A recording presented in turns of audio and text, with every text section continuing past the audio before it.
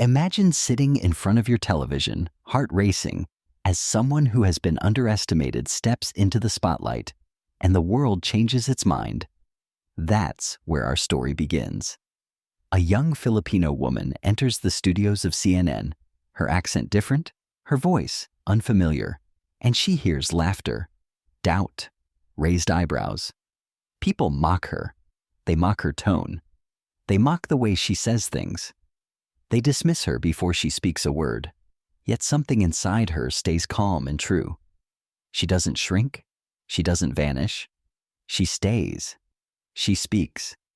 And slowly, very slowly, the very people who laughed begin to listen, begin to cheer, begin to respect. This is more than a broadcast. It's a transformation. It's a reminder that identity, voice, and presence have power.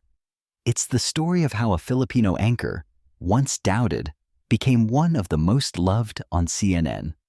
From the moment she sat behind that desk, viewers expected one of two things, either a novelty or a misstep.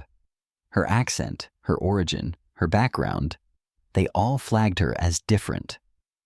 Some viewers laughed at the foreign sound they heard. Others whispered, "What is she doing here?" But through it all, she remained composed, professional, poised. Instead of matching the standard mold of anchoring, she brought something new: authenticity. She brought culture. She brought a voice that had not been heard in that space so clearly. Day after day, she delivered the news, not just in cold facts, but in a way that connected with people. She showed that she belonged. She proved that the mockers were mistaken. What changed the tide? It began with small moments: a gentle smile after a tough story, a clear explanation of something complex, a rare laugh when something light happened live. Viewers started noticing not the accent, but the calm confidence. They started hearing not the foreignness, but the clarity. They saw how she treated serious stories with dignity. They watched how she carried herself when the cameras pointed at her. Slowly, the laughter died down. Slowly, respect grew. And then, admiration bloomed. The anchor became more than a presenter. She became an example. A Filipino woman on CNN once laughed at, now embraced by viewers across borders. Every broadcast became a quiet revolution. Viewers who may have judged her now found themselves leaning in. They found themselves at ease with her presence. They found something fresh, something real, something they could trust. She didn't erase her identity. She owned it. She didn't change her accent. She refined her delivery. She didn't hide where she came from. She made it part of who she was. And that made all the difference. In a world where conformity often feels safe, she chose authenticity. In a role where voice often sounds one way, she let hers sound her way. Behind the scenes, the story wasn't easy. Every gig, every live segment carries pressure. The expectation to perform, the fear of making a mistake, the possibility that early critics were right. All of that weighed on her. She had to prepare harder. She had to prove even more. She had to show up even on bad days. And she did. The long nights of research, the countless revisions, the moments when she doubted herself, they were all part of the journey. But she held on because she believed in something. The idea that people deserve to see themselves in stories, that voice matters, that representation counts. She believed that the anchor desk should not just reflect one background, but many. And she believed that she could be the one to show that.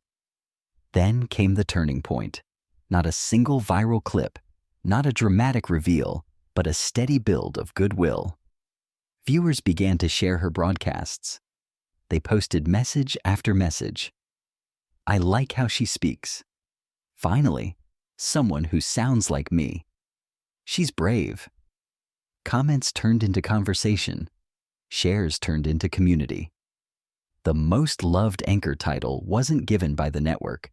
It was earned by the viewers. It was the audience's voice rising up. And the same network that once seemed surprised by the choice to have her on air now watched as she became a favorite among viewers. The laughter of "not her" turned into applause of "she's wonderful." Her story reminds us of culture shock, not just when individuals move to a new country, but when we all move from expectation to surprise. We expect one kind of anchor, one kind of voice, one kind of story. Then someone shows up who defies that expectation. We laugh, we doubt, then we realize, we change, and we love. This is the journey of belonging, the journey of being seen, the journey of being heard. It's the kind of story that matters when we think about life abroad, identity, voice, and human connection. Because what she did wasn't just deliver news, it changed how news could be delivered. It changed how viewers felt about who could deliver it. By now, the anchor had become a symbol of possibility. Someone who started from "they laughed at her" and ended at "they made her the most loved." The story teaches us that mockery can be temporary, but substance lasts. That identity can be marginalized, but it can also be celebrated. That voice can be ignored, but if given space, it can resonate.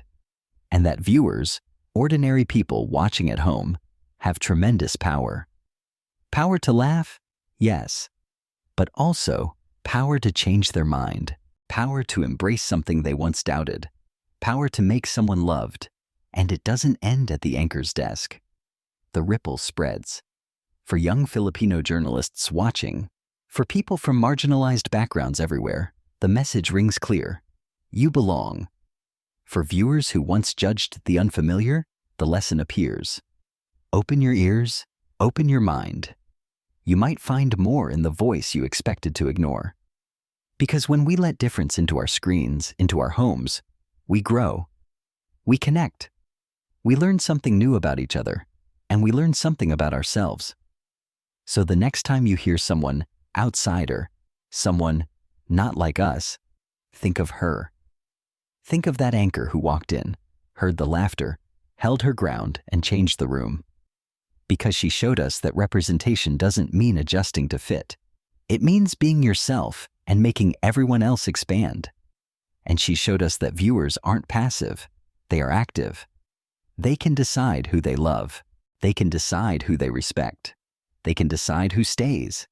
And sometimes, the most surprising person, one you laughed at first, can become the one you most admire.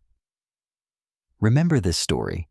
Remember the laughter that turned into applause, the doubt that turned into respect, the voice that turned into a movement.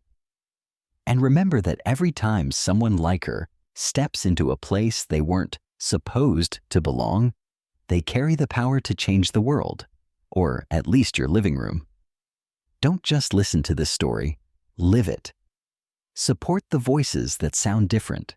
Stand up for those who are mocked for being themselves. Share stories like this so more people see what real strength looks like, because every time you do, you help rewrite what the world thinks is possible. Change begins with one listener, one viewer, one believer, and that could be you.